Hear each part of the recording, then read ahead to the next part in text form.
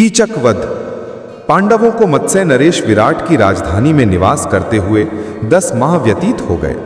सहसा एक दिन राजा विराट का साला कीचक अपनी बहन सुदेशना से भेंट करने आया। जब उसकी दृष्टि सैरंध्री यानी द्रौपदी पर पड़ी तो वह काम पीड़ित हो उठा तथा सैरंध्री से एकांत में मिलने के अवसर की ताक में रहने लगा। द्रौपदी भी उसकी कामुक दृष्टि को भांप गई। द्रौपदी ने महाराज विराट एवं महारानी सुदेशना से कहा भी कि कीचक मुझ पर कुदृष्टि रखता है। मेरे 5 गंधर्व पति हैं, एक न एक दिन वे कीचक का वध कर देंगे। किंतु उन दोनों ने द्रौपदी की बात की कोई परवाह न की। लाचार होकर एक दिन द्रौपदी ने भीमसेन को कीचक की कुदृष्टि तथा कुविचार के विषय में बता दिया। द्रौपदी के वचन सुनकर भीमसेन बोले, हे द्रौपदी, तुम उस दुष्ट कीचक को अर्धरात्रि में नित्यशाला मिलने का संदेश दे दो। नित्यशाला में तुम्हारे स्थान पर मैं जाकर उसका वध कर दूंगा। सैरंध्री ने बल्लभ भीमसेन की योजना के अनुसार कीचक को रात्रि में नित्यशाला में मिलने का संकेत दे दिया। द्रौपदी के इस संकेत से प्रसन्न कीचक जब रात्रि को नित्यशाला में पहुंचा तो वहां पर भीमसेन द्रौपदी की एक साड़ी से अपना शरीर और मुंह ढंक कर वहां लेटे हुए थे।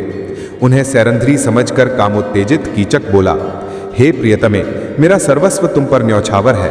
अब तुम उठो और मेरे साथ रमण करो। कीचक के वचन सुनते ही भीमसेन उछलकर उठ खड़े हुए और बोले, रे पापी, तू सैरंध्री नहीं, अपनी मृत्यु के समक्ष खड़ा है। ले अब परिस्त्री पर कुदृष्टि डालने का फल चख।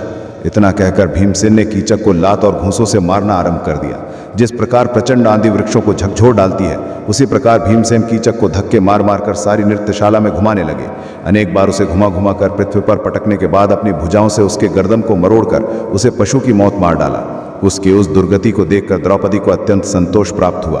फिर बल्लभ और सैरंध्री चुपचाप अपने अपने स्थानों में जाकर सो गए। प्रातःकाल जब कीचक के वध का समाचार सबको मिला तो महारानी सुदेशना, राजा विराट, कीचक के अन्य भाई आदि विलाप करने लगे। जब कीचक के शव को अंत्येष्टि के लिए ले जाया जाने लगा तो द्रौपदी ने राजा विराट से कहा, इससे मुझ पर कुदृष्टि रखने का फल मिल गया। अवश्य ही मेरे गंधर्व पतियों ने इसकी यह दुर्दशा की है। द्रौपदी के वचन सुनकर कीचक के भाइयों ने क्रोधित होकर कहा, हमारे अत्यंत बलवान भाटी की मृत्यु इसी सैरंध्री के कारण हुई है, अतः इसे भी कीचक की चिता के साथ जला देना चाहिए।